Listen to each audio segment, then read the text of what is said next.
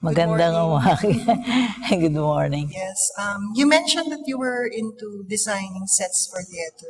And I've also noticed when I read your plays na it's very detailed. Sepang Loka for one reads like a work of fiction dun sa umpisang bahagi po. And ganun din yung Walking Canes and Fans. So, how did that ability help you as a playwright? Designing sets, I mean. Malaki na itulong, kasi parang sa umpisa pa lang, alam mo na ang lugar na ginagalawan ng mga tauhan. You know where your characters are moving and how far they can go.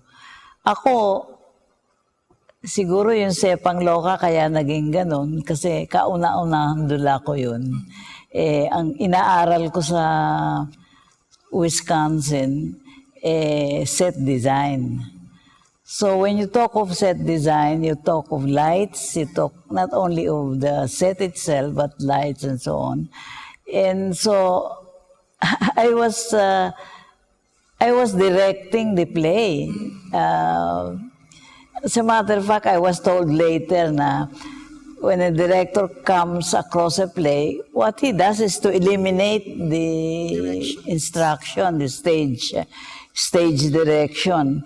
But I felt as though, okay, ilagay ko lahat ang not only my play, but whatever it is that surrounds it, including lights. Kaya naging masyadong detalyado. It was very much detailed. When I look at it, I am sometimes embarrassed by what I had placed in the play. But I was learning, It was a first time for me to write the play, and I thought na dapat lahat yun kasama. For me, it was helpful and not at all an embarrassment kasi parang you were also helping the director to envision the work. So my next question is, as a Fulbright scholar at the University of Wisconsin, what initial observations did you have about American theater? And malaki po ba ang cultural divide ng teatro ito sa Pilipinas? I was like a provinciana, being introduced into a brand new world na talagang for the first time you come and see mga theater buildings, talagang for theater. You go front of the theater and you see all the beautiful advertisements promising excitement and so on. Tapos, pagpasok mong ganon, plus sheets yun ng teatro. Tapos, pag akyat mo naman sa stage, maraming mga ropes, maraming mga wires, pulleys, lights, wires and sound and everything. It's really theater, Talagang, kumbaga, all of these promises to fulfill what they say in the front of the theater. Sa University of Wisconsin, when I first arrived, they invited me to a horseshoe. Parang horseshoe ang teatro. 90 seats lang ang seating capacity. But the stage itself is round, tapos metro sa likod. Kaya pwedeng magtago ang aktor at saka lumabas. That was the theater I worked in, Actually, nung pinipintasan ng professor na yung Sepang Loka, 1 act lang, bakit ganun kadami-dami? Kasi I got used to the theater they provided. They provided the theater that was a horseshoe, ganun. Pwede mo ilagay 1 act, 2 act, act 2, act 3, or act 3 sa gitna. So, sabi ko, but ganun? You're providing it with the theater to experiment on, and yet, when we do experiment, we are being criticized for being, frivolous or so on, for a 1 act theater. Kaya nung when they were going to do Sepang Loka, I said, may I design the sets for my play? Sabi nila, naku, string budget. What I did was to use strings. Literally, strings ang ginamit ko para doon sa set design. Maganda lumabas, talagang oriental na parang paint. Dahil kasi strings, pagka tinamaan ng ilaw, may shadow. Maganda lumabas. As a matter of fact, nung pinalabas yung Sepang Loka, one of the praises nung reviewer was the set. Maganda daw ang pagkakagawa. Is Sepang Loka your visit to the character of Sisa from Rizal's Noli Me Tangere? Or did that, may kinalaman siya sa archetype na yun? Wala. Meron kasi kami talagang Sepang Loka, although her name is not Sepa, in the hometown. And she used to roam around.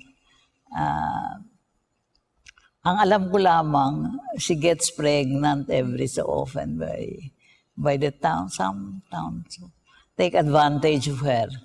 And so I said, I would like to I wrote the story, siguro several pages na. But sabi ko, it doesn't seem to work. When the competition was announced, I said, let me try that story. That might work. As a matter of fact, Alfredo Navarro Salanga, when he read the play, said, this play should be printed with the column I wrote as a literary editor of the Philippine Collegian. I wrote, usually ganyan ang size, 1 page. I wrote about Sepang Loka.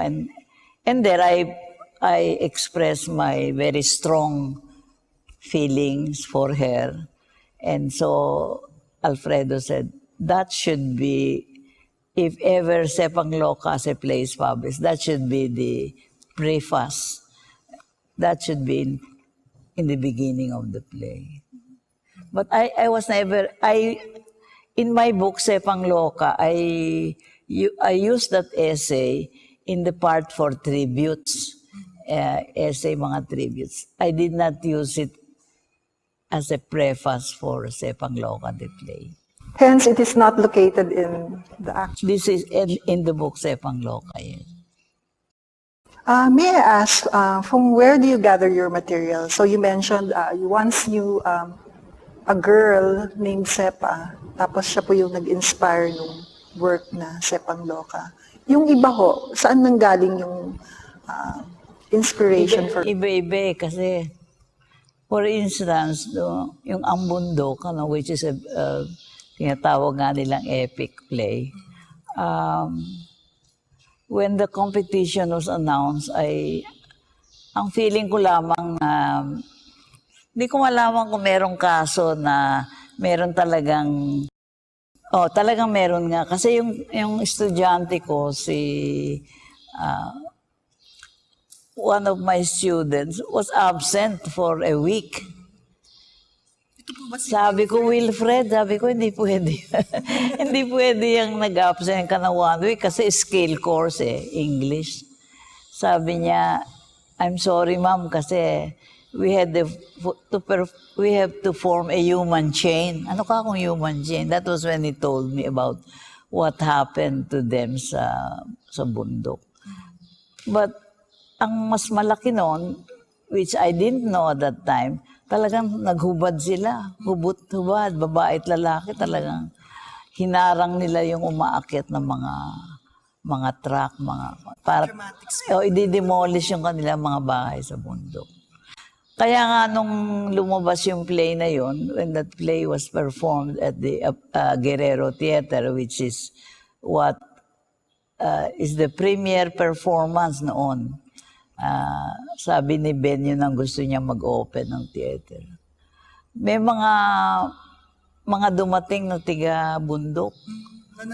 Manonood. Nag-iiyakan sila kasi na they recalled what happened during that time. Kasi even the structure of that play is epic din May invocation, tapos yung classic na pairs na anong pangalan po nung lalaki? Mungadal yata and Gayan, the woman who refused to be married to him. Tapos, and there's this other character, si Bugan, na inako na lang po yung marriage na hindi natuloy. So, Totoong nangyari yun. ano ba nangyari yun?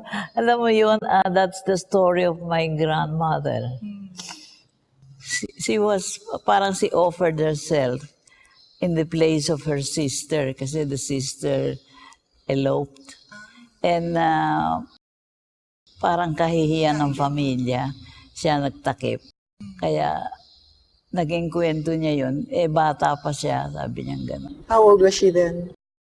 She must be mga 15 or so. Oo. Kaya yun ang naging umpisa nung dula na isa ding love story na. Yung walking canes and fans, where did that come from? Yun namang walking canes and fans. I was newly married eh. Minsan nga nakakatawa kasi ang pinanggagalingan ng dula mo buhay sa paligid mo. Yun mismo akong kinasal, bagong kasal ako. Parang ang feeling ko is though I have to write about it. And it became a family in the midst of the revolution. In the background was Bonifacio, but he never appeared in the play. That's what I like. Oo, malakas ang na. As a matter of fact, after that play, may mga sumulat tungkol na kay Bonifacio na hindi ko na isulat doon sa dula. Ang kagandahan dahil kasi bagong pamilya, bagong kasal, agad-agad napasuong sa revolusyon. What's the shift from the language? Kasi you started out writing plays in English. And then there's a period na nagsulat po kayo sa Filipino and then you wrote plays for children. Yung mga conscious choices ba yan ng language at saka ng audience? Minsan nga, inaano mo, it's all by accident, ano? Nung umuwi ako ng 1972, Christmas, nagkaroon ng, the following year, nagkaroon ng International Theater Festival. And venue, I had a play, yun nga, The Short Life of Citizen One. Ang akin noon, sinasabi nila, wala ako ng panahon na ang daming nangyayari sa Pilipinas from 1960 to 70. 1963, umalis ako, end of 70 na ako bumalik. Pero, ang pamilya namin ni Manuel, nagpapadala sa amin ng dyaryo, mga magazines. Alam ko lahat ng mga nangyayari. Kaya nga, sa tanong na hindi ba nakatulong kasi wala ka wala, hindi mo nakikita ang nangyayari. But I was reading about it. And I was being very moved by, kahit wala ka dun sa lugar yung nababasa mo lang na unawaan mo na yung mga nangyayari. I was very moved by what was happening. And ang aking susulat naman ako ng tungkol sa isang tao na sumasanib pero sa umpisa pa lamang, gusto niya through the legal way, ma-elect siya na maging official ng town. Pero, kumbaga, sa umpisa pa lang, dinadaya na siya. Kasi, kaya siyang dayain dahil mahirap siya. He cannot afford to fight back.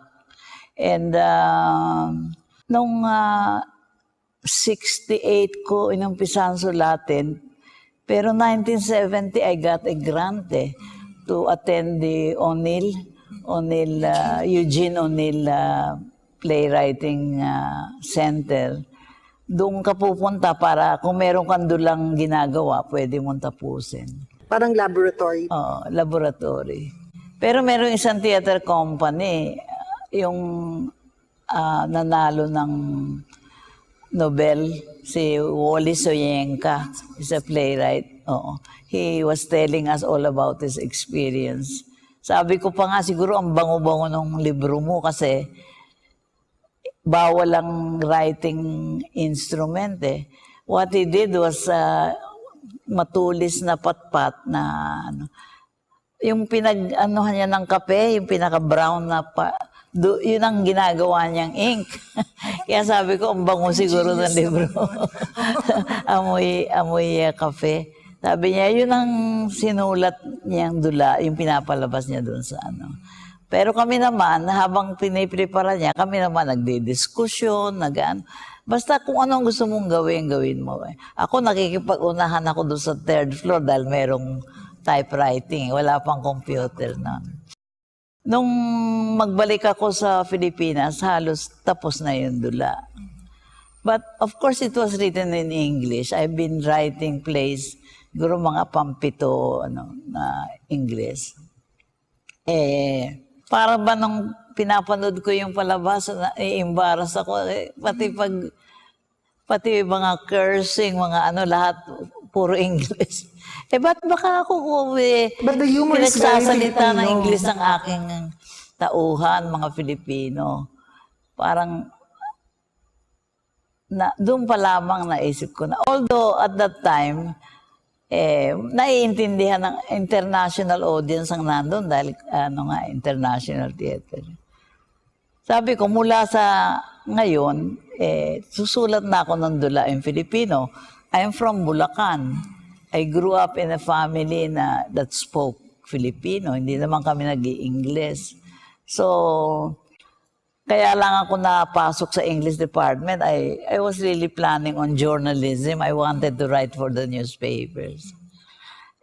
Nung naisulat ko yung dula, yung susunod na dula ang bundok in Filipino na. Mula nung ang bundok in Filipino na. Parang rin no, fortuitous yung years na yun. Kasi 71 yata yun yung ang bundok. Tapos, parang timing din ho siya dun sa, yung mga indigenous lands din, di ba, sa Cordillera, nagkakaproblema na rin dun sa mining. In short, what I'm trying to say, ma'am, is kahit wala ho pala kayo sa Pilipinas nung panahon na sinusulat niyo yan, very much in touch kayo dun sa...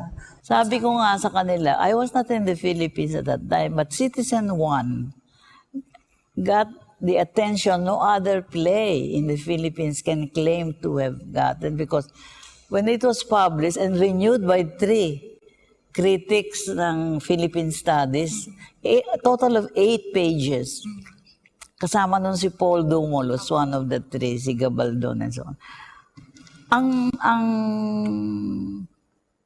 Pagpapalabas, the reception sa palabas, tapos yung publishing, kasabay ng launching ng palabas, tapos yung mismong review. They were reviewing the book, not the production. But no other play, I can claim, has received that much attention As much as Citizen One. Oh. Of course, the others have also, from Sepang Loka on. Somehow, I think, when I came home and had all of these plays ready for performances, parang there was some excitement about, now we have a playwright who's writing about things that are happening in the Philippines. Parang ganon. Whereas before, they were taking plays from abroad and translating or adapting it into Filipino. It was something new, I suppose. And the fact that the first 2 plays I wrote won prizes it competed in a university or statewide where language is English, and here I was a foreign student.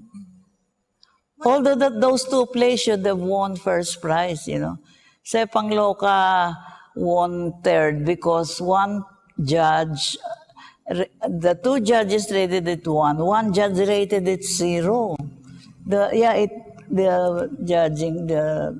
rank of the play came down. Did he ever explain why it was such? Later, we found out, nagagalit kasi sa kanya yung mga kaibigan kong estudyante, doon sa professor. He thought pala that there was an American student who came to the Philippines and was pretending to be Filipino, and he wrote it. But actually his reason to begin with was that I was too ambitious. It was a 1-act play. I should stay within the rules of the 1-act. But in the second play I wrote, which is about American students, he was surprised that I wrote it. But he was the one who rated it 1, and 3 judges rated it. Out of 5 rated it 1. And one of the secretaries called me up to say, is it all right with you if you're number 2? I said, if it's number 2, why do you even have to ask me, no? Parang, if it is the place it deserves, go ahead, let it. And then when the judging sheets were given to me, out of 5, 3 ang number. Ang galit ko. How unfair. Parang as though they cannot admit that a foreigner is... and very close daw yung, how can it be very close? 3 yung first ko. He cannot get, he is left only with 2 judges. And, but he won the first. And when it was reviewed, the reviewer said, definitely this playroom should be number 1. And it got the applause. And by the way, it got published as an acting edition. So sabi ko, okay lang. Pero I did not leave that country until I talked to my 2 professors. I told them, fair play, di ba? American fair play. Sabi kong gano'n, I have to tell you what happened. So I told them gano'n. The following year, they removed na the 1, 2, 3. Oo. They just 3 winners and let the audience decide which is the first, second. So it became a matter of the audience rating the play and not just the judges. No. Well, the system or the professor would rate the first 3. What are the first 3 plays? And then the audience would rate which is first, second, and third. Aside from being a playwright, you were also a critic, and you wrote this seminal work, The Seditious Playwrights, na madalas yung gamitin na reference ito, quoted by many theater experts here in the country.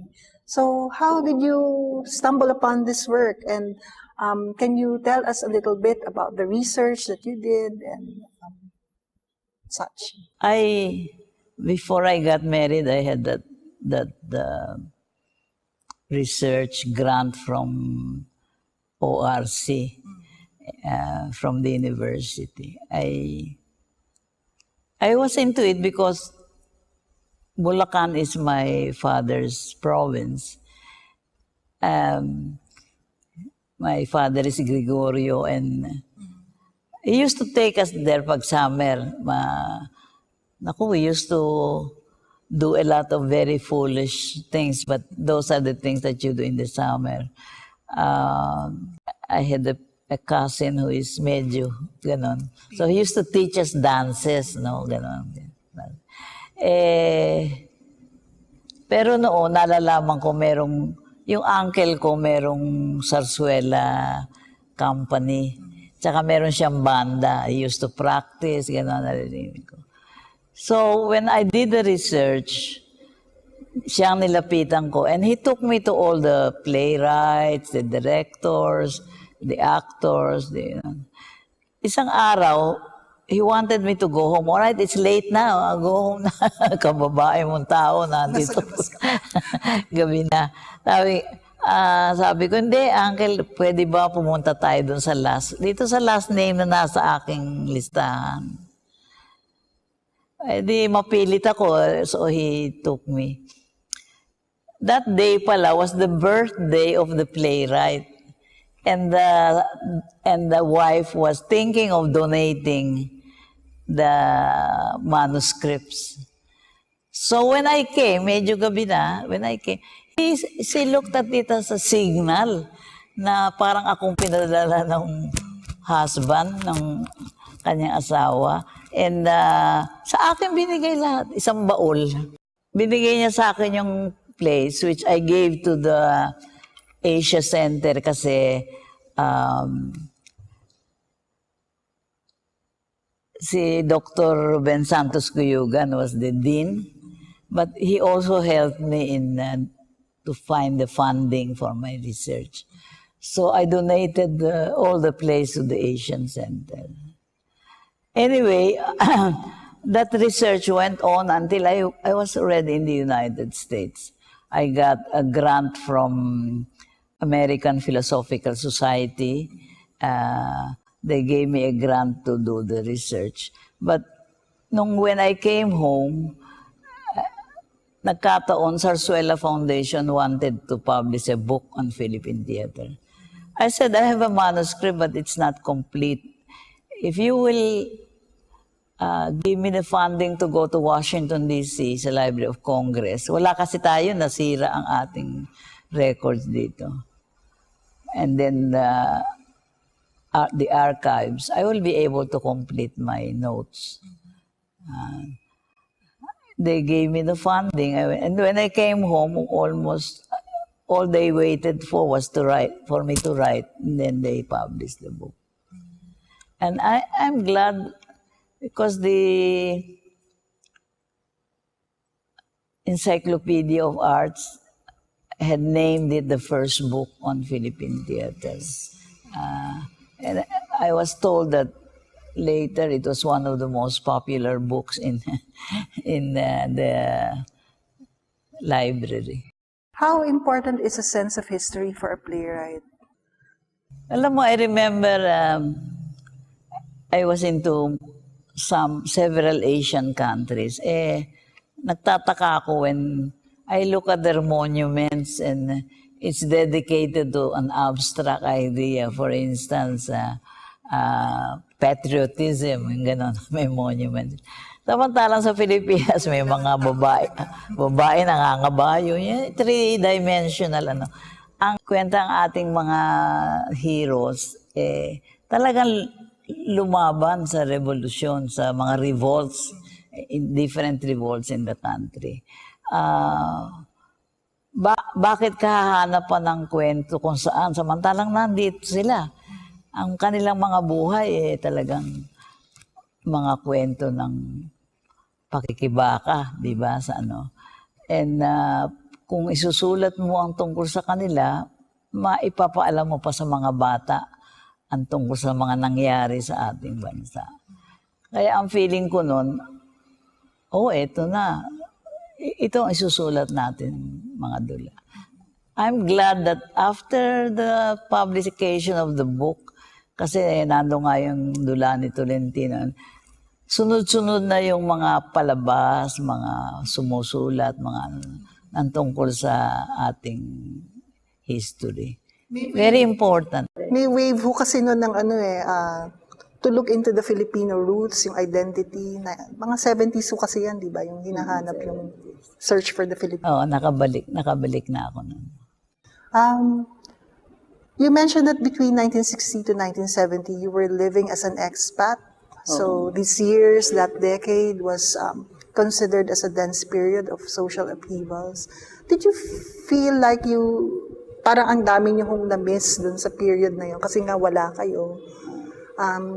Napag-usapan na rin lang ho natin na kahit nasa labas po kayo ng bayan, nakakasabay ho kayo dun sa mga events, ganun. Pero I'd like to know kung you felt as if you were exiled from our country or not nung period. Talaga yun, totoo. Parang you feel as though you should be there. Not to join kasi it needs a certain strength not only of conviction but of person, physical, which I'm not ready to join. Although in the United States, I was joining marches. Na, ano rin kami. Pero noon, the only way you can know what is happening is by reading. Oo, sabi ko nga sa iyo, it's a good thing na our two families were sending us mga newspapers and magazines, especially if there is anything happening outstanding that I should know. So, wala ako doon, pero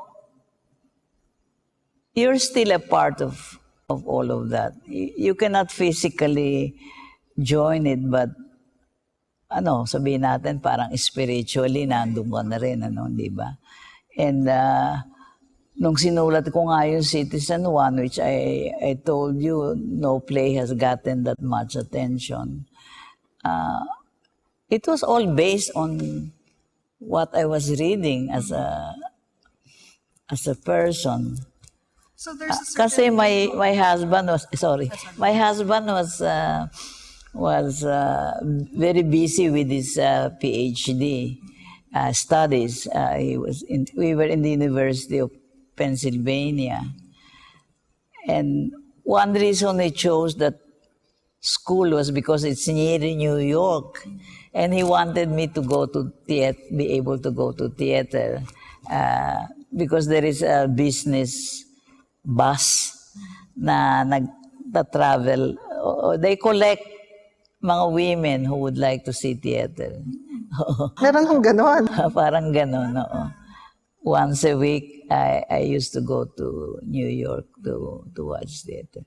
But also, this is all, to me, it's all a part of training, di ba? You watch a show because you want to know how ako, because of the very technical training I got, I was not only into the play itself on stage, but you knew how what was happening around. And for instance, one professor said, you cannot write a title of the play, a very long title, mga 1 or 2 words lang. And I was there, Jackie Brel is alive and well and living in New York. It's one whole sentence which is against the rules. Also, I was taught na lights should never be facing audiences, di ba? Kasi it's focused on stage. But then I was watching plays that had lights. Sabi kasi you don't want to blind your audience. Oo. Pero noon ginagawa, and lalo na ngayon with all the dance and well, of course, I just watch it on television, but you can see that the lights that they said should not be is being done now. So, mga rules lang naman yun na you learn. But you observe later, is it happening? Is it really true that that's how it should be? No. They're now contradicting that rule. It cannot be helped that you should experiment because, like for instance, in this particular theater that we are in, I can do what I want. There is no one to say, hey, you cannot do that, you know.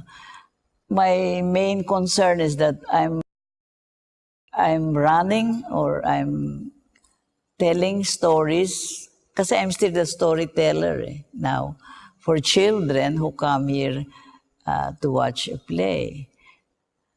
I can very directly tell them things, you know, so that,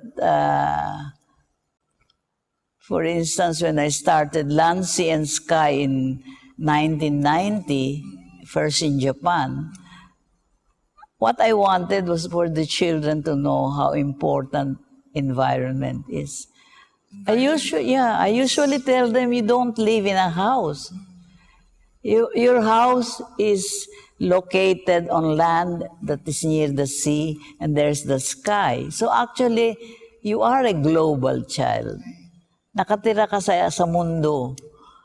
Kasi kung wala yung paligid mo, hindi ka pwedeng mabuhay. Kaya sabi ko, mga bata, paggabi, titingin kayo sa langit, titingnan niyo yung mga bituin, ganyan. Sa lupa naman, yung mga halaman. Ang dagat, kailangan aalagaan yung maging malinis. Kasi eto, mga isdang magaganda, mamamatay kung hindi nyo aalagaan. Si Al Gore, kailan lang naman siya nagsalita. Yung global warming niya. Pero we're working on land and sky since 1990. So, a large part of your work also involves Asianization of Philippine theater. So, bakit ho kayo nagkaroon ng initiative na ipakilala ang mga Asian influences in staging and siguro yung Asian po?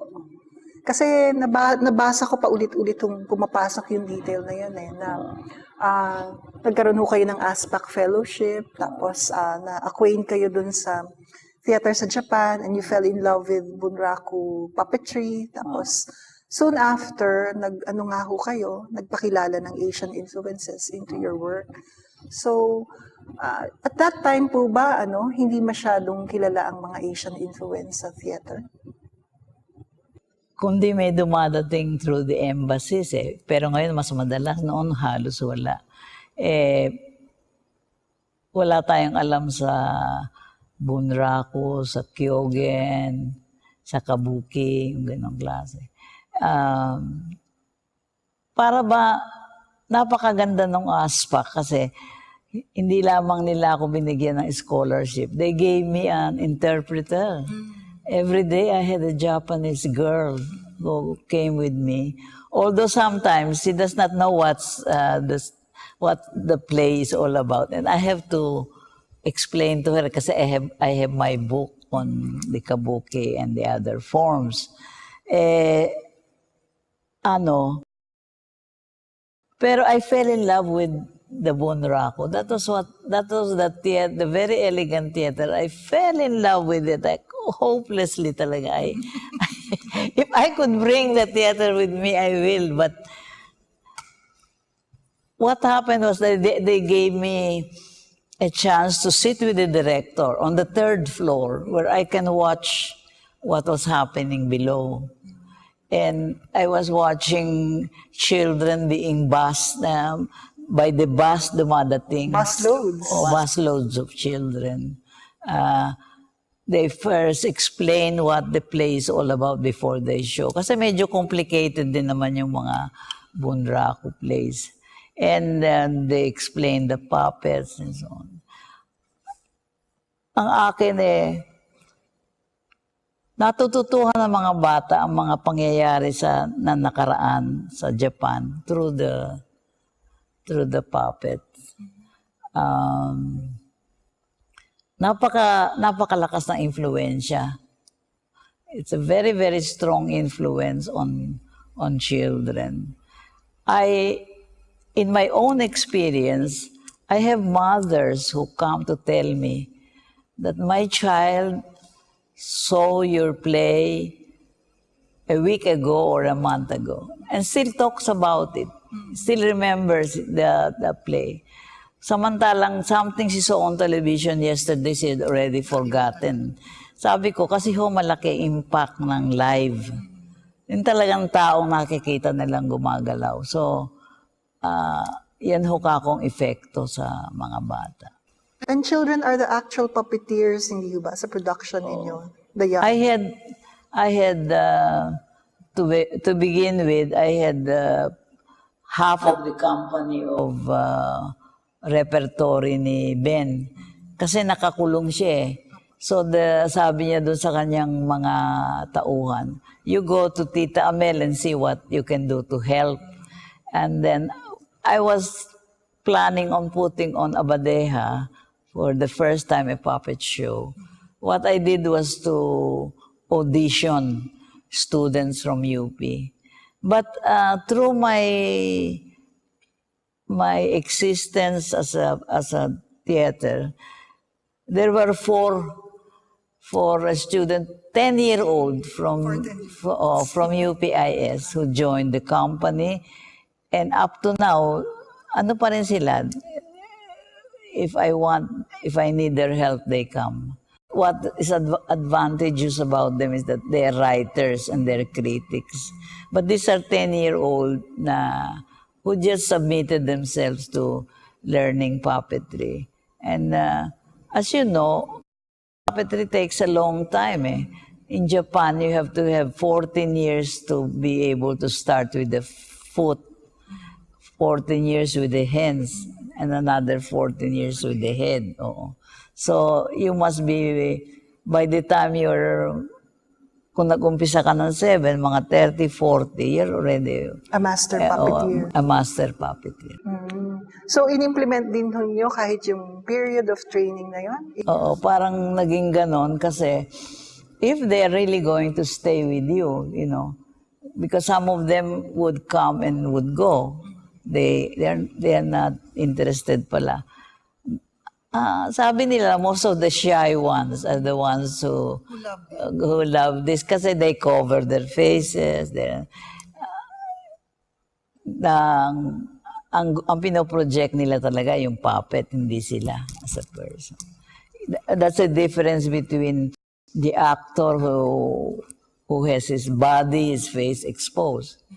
This is a puppeteer who hides, who's behind covering for his face. Black. Actually, he's zero. Wala siya doon talaga. It's actually the puppets that are moving.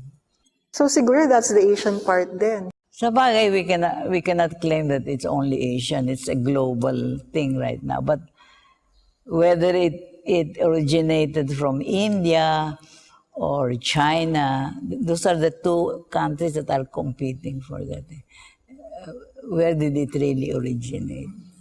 But India has, of course, the Ramayana. Popular throughout Asia. You adapted that material, didn't you, here in the Philippines? I felt as though our children should know that there is that play, that epic play, an epic love story and love of country, because Rama also represents love of country, love of family, everything that is desirable in a person is Rama. Kaya, and by the way, because actually there is a God, Vishnu is inside him. To translate it into Philippine or the Christian tradition, very close to Christ. But what I did was Sita and Rama, ang ating puppet Ramayana, a series of songs, mga 17 siguro yung sinulat ko. And I thought of my friend Tita Lacambra and her children here. Si Joey at saka si Cynthia. And when I told them about it, agad-agad naman, gano'n sila. Kasi ang kinakailangan ko dito, instrumento ng Mindanao the musical instruments of Mindanao, aside from your singing voices. So actually, they composed the music, they sang it, while accompanying themselves with a musical instrument from Mindanao. Now, that is something new, diba? Kasi we in Luzon, we have isolated ourselves with the Christian, umpisa ng theater ng Espanya and then theater of the US, But all of this sound, that is what made me love it in Bali when I was there. I went there and then I went back with my daughter, Amelia. Because the whole island was alive with music. You can hear music everywhere. Those are the farmers and the fishermen in the morning, but in the evening they're dancers, they're musical musicians, And I used to jump in and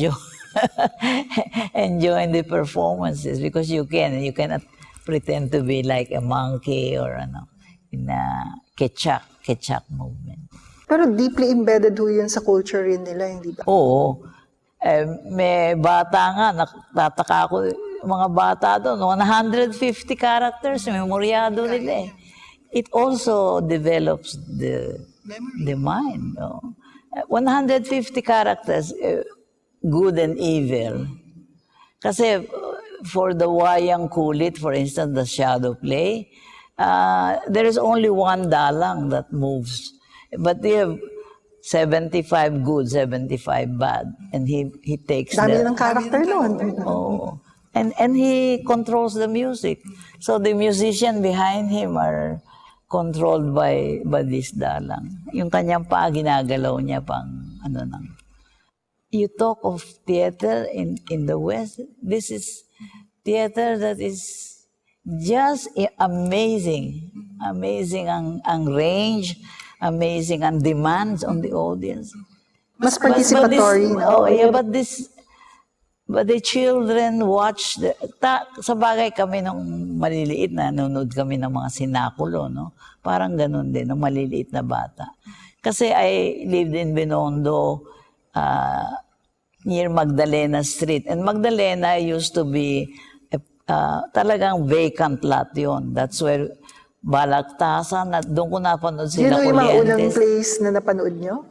Oo, taon-taon they come to, the theater company would come in for mga 9 nights. You bring your bangko so you can watch the play. Naabutan po niyo yung mga karilyo, senakulo. Yung karilyo, wala na eh. But my mother said may karilyo daw doon sa Magdalena. And she used to watch it as a child. Isang kusing, half centavo ang entry. Meron lamang malaking kumot, tapos ang puppets made of cardboard. Hindi kasing, kasi when you speak in Asia, you're speaking of leather puppet. Ang leather niyan from a goat. China is goat, manipis. Kaya ang Chinese puppet magandang ano eh.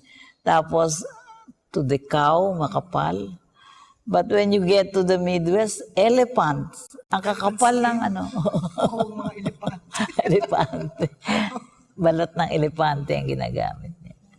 And I have been to Laos, where they make one whole cow. The skin of one whole cow is one whole army. Kaya gumagalaw yun eh. Ibig sabihin, naggegera ang mga army. Ay, at least consistent po yung texture ng leather doon kung one whole cow yun, di ba? Isang ano lang yung pinanggalingan. I'll veer away from the set of questions that I have kasi may naisip po ako since you're talking about yung global subject kanina. I read yung The White Holocaust eh. And siguro napaka-experimental ho nung dula na yon. Hindi ko masyadong naintindihan pero parang may gusto kayong gawin dun sa interplay ng mga figures, images galing sa Holocaust, galing sa Hiroshima bombing siguro yon. Tapos may mga sinasabi ho yung mga characters na parang walang kaugnayan sa isa't isa. So, postmodern ho ba yan sa panahon na yon? O ano ho yun? Siguro nga, although I wrote it way back in 1969. Kasi early ho yung That's ano the last of the English plays. Kasi yung mister ko nga nag-PhD siya. So sometimes, talagang mahusay na kasama mo, asawa mo. At least somebody to talk to, di ba? Kaya maraming nasisira ulo. Mga nagpupunta doon, di nakakatapos. You let him talk about what he's doing. And sometimes he discusses yun, the maskara. Sabi niya, tayo daw, iba-ibang maskara ang suot natin. Ibang maskara kung nakaharap tayo sa pamilya, ibang maskara sa harap ng mga tauhan natin, sa harap ng asawa natin, ganito. So, ganun lang po yung concept. Oo, yun ang naging umpisa.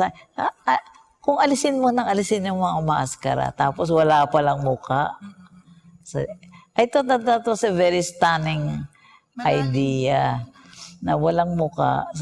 Although that play has never been produced, Pwedeng-pwede na ho siyang i-produce sa panahon ngayon. sa panahon ngayon, pwede. Noon parang medyo strange, Pero si Pete Daroy, the critic, who used to write about my theater, that is his favorite play. Yun ang favorite niya. Kasi parang napaka-intellectual intellectual. At saka siya maraming gustong tamaan din. Halimbawa yung sa media, yung sa kultura, advertisement, di ba? Ganun. So, medyo nag-veer away ako kanina. Ililihis ko uli patungo dun sa writing plays for children. So, you obviously enjoy writing for them. Bakit po? Ano ko yung iba dun sa karanasan ng pagsulat para sa mga batang manunood at karanasan para sa pagsulat ng dula ng higit na nakatatanda? Ano ho yung doon? Tsaka ang hirap po sigurong sumulat ng gano'n, Kasi nung binabasa ko ho yung may volume kayo ng mga dulang pambata So, kung ikukumpara mo yung language at saka yung material, parang mas folk ho yung material sa mga bata. Tapos shorter ho yung mga sentences, yung dialogue. So, ano ho yung masasabi niyo doon? Alam mo, meron akong bata, may isang bata doon. Nakaupo na siya, tapos na lahat, naiwan na siya. Tapos, nang lumapit ako sa kanya, sabi niya, totoo ba yun? Kala niya maliliit na tao. Maliliit na tao. Meron naman isang bata, tuwing may mamatay, umiiyak, malakas umiyak Sabi ko, huwag kang umiyak. Sabi ko, ganun. Mamaya, pakikita ko sa iyo yung halika, maupo ka. Pagpasok niya, may papatay. Iyak na naman yung batang yun. Nung pinakita ko sa likod, nung nagpunta kami sa backstage, pinakita ko sa kanya yung mga puppets na pinatay na buhay. Ako, yun nga ang maganda sa teatro, pag saludo nila, buhay na naman yung mga patay. Anyway, pagsulat sa bata, to me, it was a very exciting period. Oo, talaga. When I came home and I said, all right, I'm going to produce plays for children. Walang plays. Wala Lisa. There was a theater company, yung parang ano na nga ba yung kanila,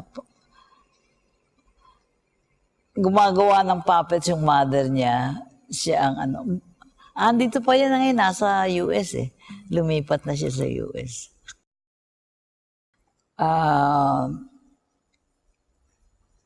Pero wala siyang plays. Actually, ang ginagawa niya, song and dance. Hindi naman pwedeng puro song and dance na lang ang mga bata habang buhay.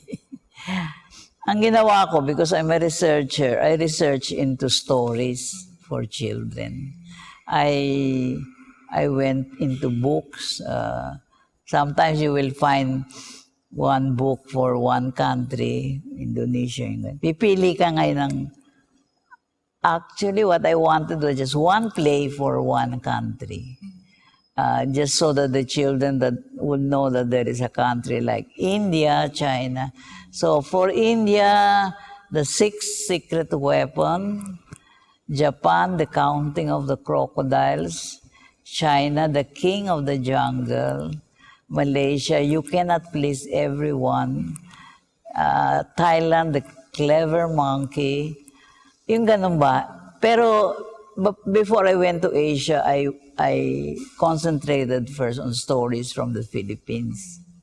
And one of the very successful ones is the trial among animals, paghuhukom. We premiered that in Russia, and it got a standing ovation. They really loved the play. Pinapakita naman, and that's Unima, that was the international audience. when I introduced Maurice Carbajal, who did he really got a standing. They really clapped for him. And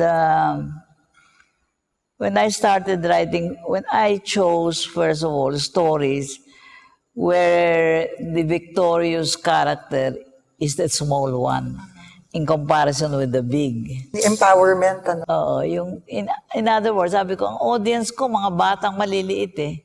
Gusto kong ipaalam sa kanila na pwede silang magtagumpay kung gagamitin nila ang kanilang utak. Hindi lamang lakas ng katawan, kundi I sort of got the impression na yung children po, yung unique quality kasi nila as audience, they are very honest. very honest. If they don't like the work, talagang makikita mo.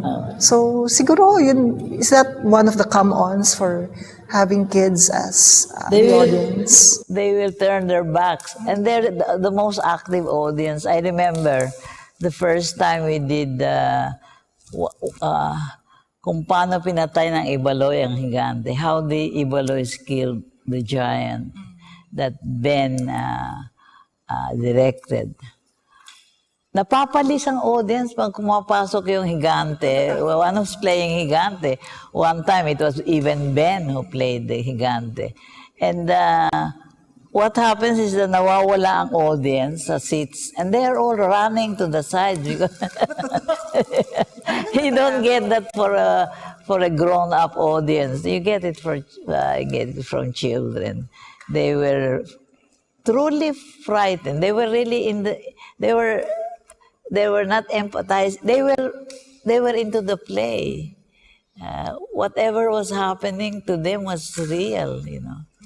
So they were hiding, they were running away, because they were frightened by the. So when I wrote the plays, I wrote plays that are really for them. In other words, mostly animals ang characters.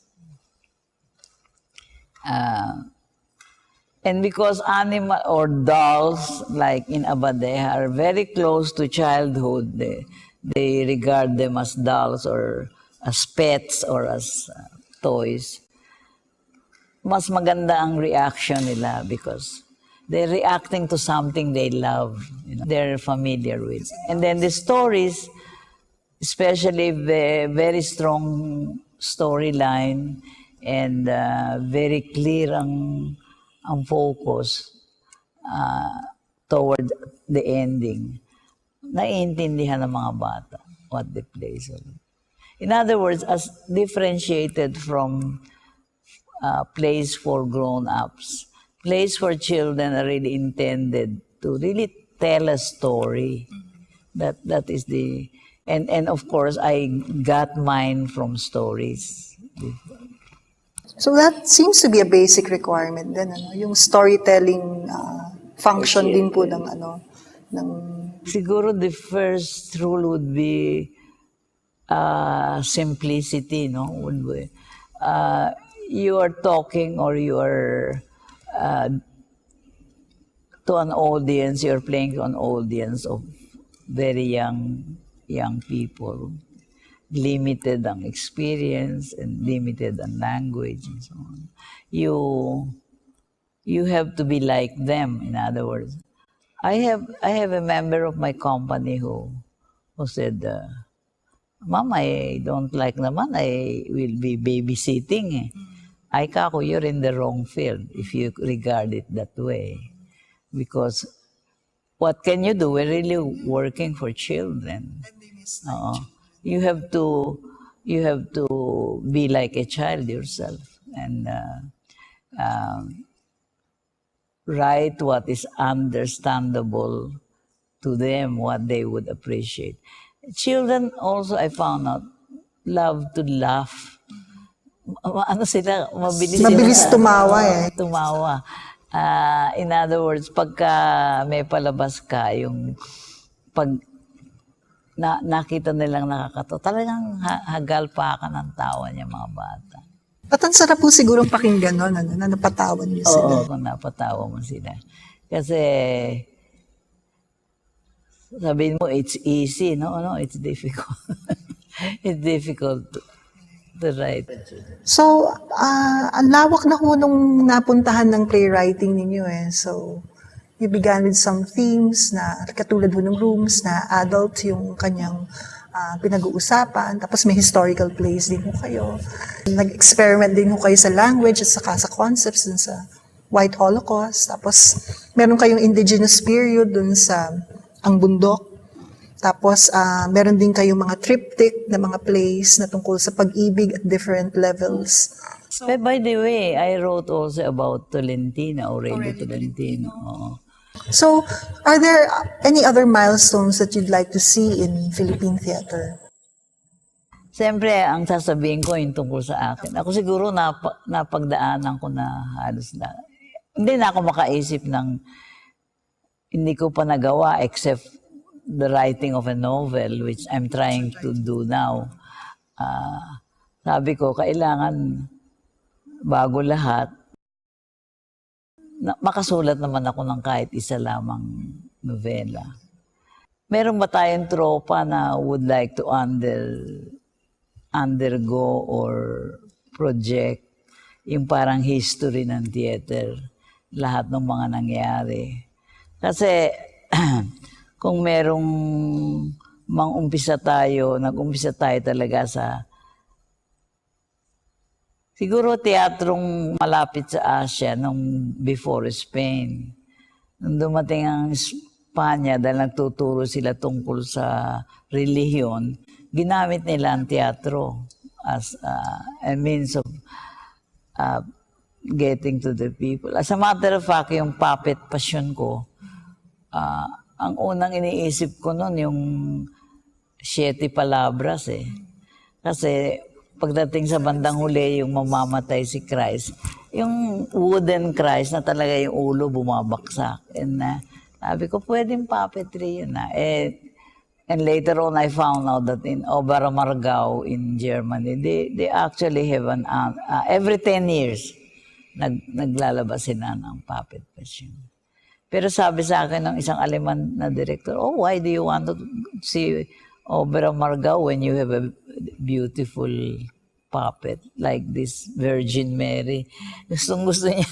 Samantalang nung una lumabas yun, nagtawa na ng mga tao eh. Kasi siyempre gawin niya yung matangos ang ilong, maputi. All of a sudden, it is pango at saan. My youngest sister remembers it very well eh, yung passion po yan. Tapos hanggang ngayon, ibig sabihin no, yung memorability ho ng mga dula para sa mga bata, nadadala nila yan hanggang lumaki na sila. Bakit nga ba, minsan sa bangko may lalapit sa akin, Ma'am, I saw your play 30 years or 25 years ago. Kailan ho ninyo papalabas ulit? So in that way, sabihin nyo lamang gusto kong mapanood ulit. Parang gano'n. So, ang huling katanungan ko, I heard from a talk of yours na may sinabi po kayo na may teatro ang mga matatanda, pero wala pong teatro para sa mga bata. Tapos, is this an issue that pertains to space or lack of material or insight? Can you elaborate about this? Sabagay, even in Asia, only now are they considering that factor, theater for children. Because theater, the way we know it in the Philippines, is really a mixed. The young ones go with the elders and try to extract from what they see, what they can understand. Sinakulo, for instance, is a very important play that they see once a year.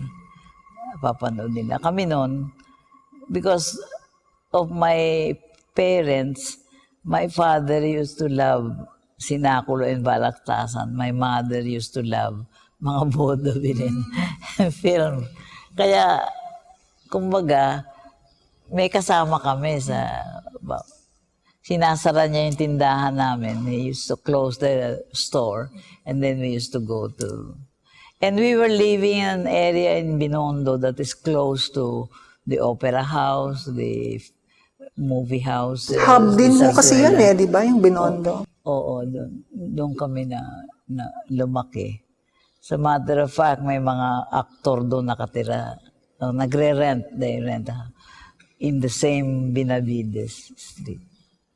If ever what we were striving for is a physical presence of a theater for children, of course, I now have one, The building itself was finished, but not the third floor, because of the money I approved or I used for the flooring.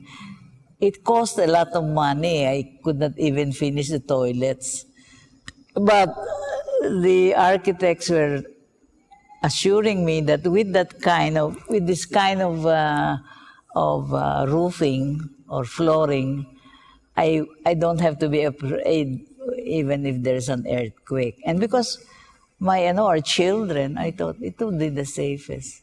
So without even asking their permission, I gave the money for that, which meant that I could not finish the building. I'm sure there will be other opportunities, ma'am, para ma-improve itong facility. Yes, I hope so. I'm not even requesting. I'm already thankful for what I have because I'm the only one who have something like this. Thanks a lot po. Marami pong salamat din thank you. Yeah, thank you.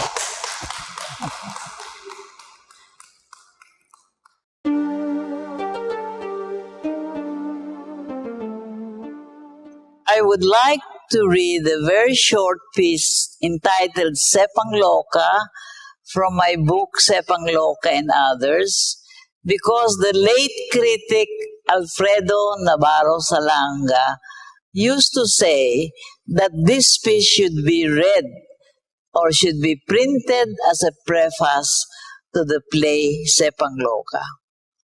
Sepang Loka.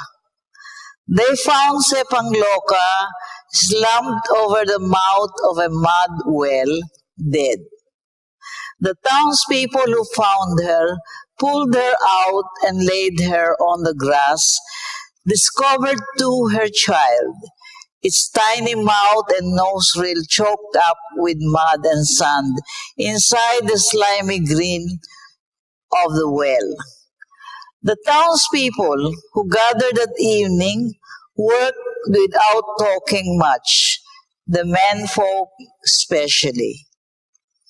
Gently they fished the child out of the well, cradled it between Sepang Loka's breasts, as if it was the most natural thing in the world for them to do, and under the moonlight, the glistening naked body seemed to be as much part of the dead woman as were her muddied arms, legs, and quiet face. Sepang Loka's womb was the town's tragic container, really. It grew the town's child whole at the end of every 9 months' time. Only the slant of the eyes, the height of the nose, and the crop of hair giving away the identity of its father. And the town, in turn, held its breath for her until the first real life cries rose from the hut, and Sepang Loka emerged half-crawling from her bamboo door, dragged herself through the tangle of kugon and vines in order to bathe her body clean from the well. The manfolk who smothered their lust in the Loka's womb betrayed himself at every life cry and unmasked their own tragedy and decay each time. The Loka half-dragged herself from the hut to wash away from her body the body and sweat of childbirth. For with Sepa all was instinct. She was surprisingly strong, the gift of the feeble of mind, and at the end of every 9 months' time her mind ordered and quieted for the occasion, she undergoes childbirth alone, whimperless through fresh blood and labor pains. Then, like a mountain dog that licks its teeth clean for feeding, she half drags herself to the well for a bath. Lunacy would have numbed her against the rigors of social disgrace, as death at last spared her the humiliation of being stared at. It was the manfolks who worked quietly that night, filling with a mind moved as the many evenings with Loka, who shuddered for themselves alone most of all. Between a number of our leaders and the manfolk of the town, there is not much difference. The first does as much choking up of its lust and the womb of the people as the other. With the manfolk of that time, desire is spent in one evening or two or three or four. Sepangloka was a healthy woman, and the maternal instinct with her was very strong. With some of our leaders, desire feeds, and with the years, inurement by force and practice, years as strong as the other, and like the manfolks to Sepangloka, what matters if after 9 months there is a stillborn or a dwarf, as long as lust is satiated for the night? The hellishness of a mad woman in the hands of a sane man, 10 times mad than she, and the helplessness of the people in the hands of a cunning leader. Sepangloka endured only the physical pain, as a people can suffer only hunger for their bodies and those of their children. The men folks must suffer the greater ache of mind and spirit as the leaders must. They suffer a greater death if they are all capable of dying at the sight of a hungering people, as the menfolk die the greater death while gazing at Sepangloka as she lay unmoving on the grass under the moon, a naked child glistening between her breasts.